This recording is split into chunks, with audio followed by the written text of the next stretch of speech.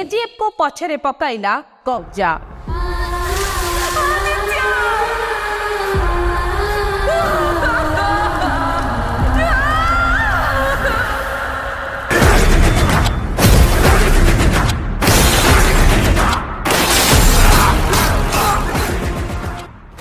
मात्र 2 दिन में बॉक्स ऑफिस रे इनकम करिछि 100 कोटी।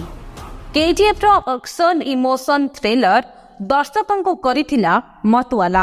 Powerful people make places powerful.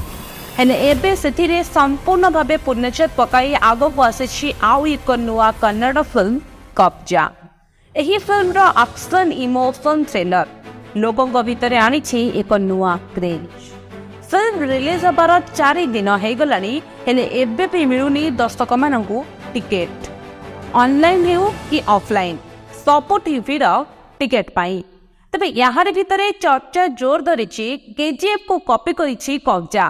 हेले सत्य यह जे कब्जार एक्शन एवं फिल्म एडिटिंग केजीएफ भली होइथिले मध्य कहानीटी संपूर्ण रूपे अलगा।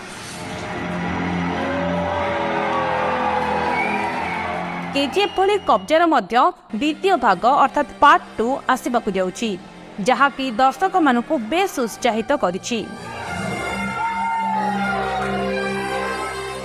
तेबे देखिबाकु बाकी रहिला पार्ट 2 रे फिल्म टी संपूर्ण हेउछि कि आगो को पार्ट 3 मध्य आसिबाकु जाउछि।